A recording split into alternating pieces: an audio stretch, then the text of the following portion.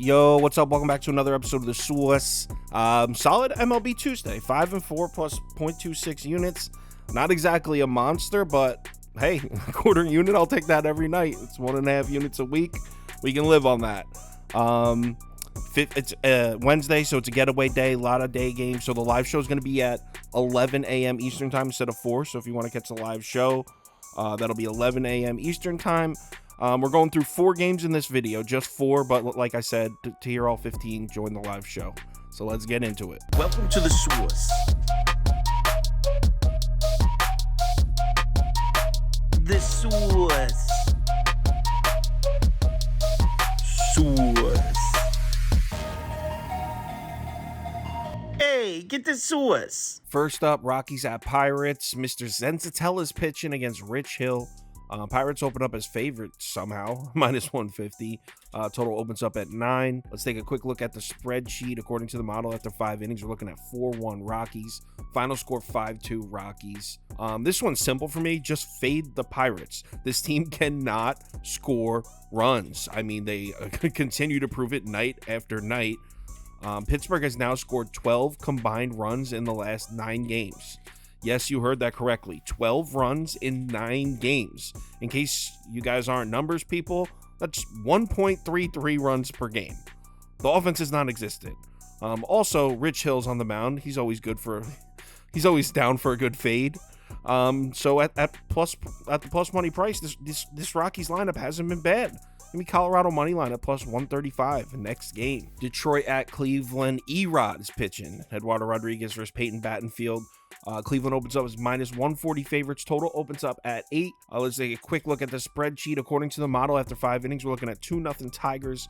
Final score 4-0 Tigers. I mean, this one, Eduardo Rodriguez, that's the pick here. Erod is now allowed just 2 runs through his last 34 2/3 innings of work. 2 runs in damn near 35 innings is nuts, and that includes an 8-inning shutout performance against this Cleveland Guardians team.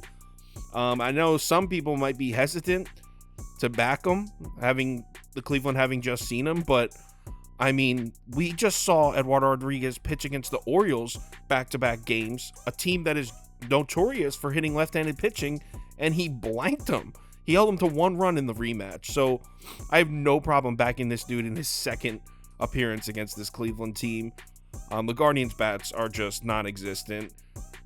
Cleveland's 29th in WRC plus versus lefties in the last month. That lineup just has no life at all. I don't know how they plan on scoring runs on this dude. On the other side, you got Battenfield, and I actually think this kid's a bit overvalued right now. After his last start, he threw 7 innings of 2-run baseball, allowing just 2 hits and no walks to Minnesota. But here's the thing. The Twins lineup is so cold. I mean, they have been held to 2 or less hits by 4 of the last 5 starting pitchers they've seen, including Michael Kopech, Lucas Giolito, and Cal Quantrill. So scrub pitchers are just throwing gems against the Twins. I'm not going to throw Battenfield a parade for doing so. We're seeing low-end pitchers shut this lineup down left and right. So I don't really consider that much of an accomplishment. If you look at Battenfield's expected numbers on the season, they're pretty awful. There's blue all over this page. I mean, he's in the bottom end percentile. He's in the lower 10-15 percentile in almost every category here, you can see from this graphic. Now, Battenfield did already pitch against this Tigers team, and he pitched pretty well. It was 3 starts ago. He allowed just 3 hits, 1 run, and 3 walks through 6 innings. But Cleveland still managed to lose the game because, again, this Guardians team has no offense. In fact, through Battenfield's 5 starts, Cleveland's 0-5. I mean, do we see them suddenly coming to life and giving this kid run support? Because I think the answer is no. Add in a Detroit bullpen that's outperformed Cleveland over the last month, and I love the Tigers. I'm continuing to back this Tigers team. I know we lost on a bet yesterday. I'm going back to them. Give me Cleveland at the plus money. Next up, Dodgers at Brewers. Clayton Kershaw pitching against Wade Miley. Dodgers open up as heavy favorites here, minus 210. Total opens up at 8.5. Let's take a quick look at the spreadsheet. According to the model, we're looking at 1-0 Dodgers after 5 innings. Final score 4-0 Dodgers. I was going to skip this game. I don't like betting the Dodgers against a lefty. Yes, I know they just picked up a big win against a lefty tonight. but I don't like betting them against a lefty, but I also don't like betting the Brewers against a lefty either. So I thought, yo, why don't we take a peek at the total? And it opened up at 8.5 and dropped to 8. So Wednesday afternoon game, getaway day. Two lineups it's a lefty-lefty matchup, and we got two lineups who are better against right-handed pitching.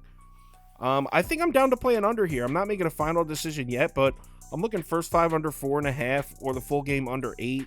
I'll let you know for sure on the live show at 11 a.m. tomorrow morning. Next game, Nats at Giants. Josiah Gray pitching against Sean Manaea. Giants open up as -175 favorites, which is crazy to me. Total opens up at 8. We take a look at the spreadsheet. According to the model, we're looking at 5-3 Nats after 5 innings. Final score 8-6 Nats. Josiah Gray's on the mound, and if you've watched this channel, you know that I like betting this guy on the road. Dating back to last season, he's been unbelievable on the road. Over his last 6 starts, I mean, he's got a 2.14 ERA, a 2.95 WOBA, and just a 0.5 home runs per 9 innings. Josiah Gray did pitch in San Francisco last year. It was last May, and he was excellent. He held the Giants to just 1 hit and no runs. He pitched great. He shut this lineup down. Now, the Giants lineup has been significantly better against right-handed pitching, for sure, this year.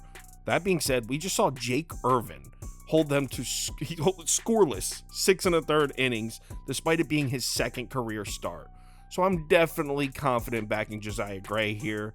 And on the other side is Sean Manaea, and just to put it bluntly, he's struggled. I mean, he's just not very good. I have no problem fading this guy. If you're looking at the percentiles here, this dude is 10th percentile worse in expecting batting average, expected slugging percentage, and barrel rate. Over his last 4 starts, Sean Manaea has allowed 19 hits, 10 walks, and 16 runs. That's through just 14 innings of work. Now, one of those starts was in Mexico City, so take that one with a grain of salt. But even without that one, he's getting rocked. Not only that, but he got rocked by the Brewers and Mets.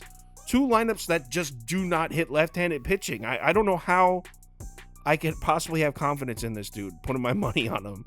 I don't care that he's at home. Plus money price, I'm definitely happy to ride a Nats offense that's averaging 2 more runs a game on the road than they are at home. Give me Washington money line. That's it for this video. We're just running through 4, but tomorrow, 11 a.m. Eastern time, if you're able to make it, we're going to run through all 15 games like we always do. So that's 11 a.m. Eastern time right here on YouTube. If you can make it, I'll see you there. If there's any major updates like line shifts, injuries, anything crazy, I'll let you know on Twitter, so give me a follow there if you're interested. And for the final ticket that has parlay of the day, bet of the day, that kind of stuff, head over to KyleKirms.com.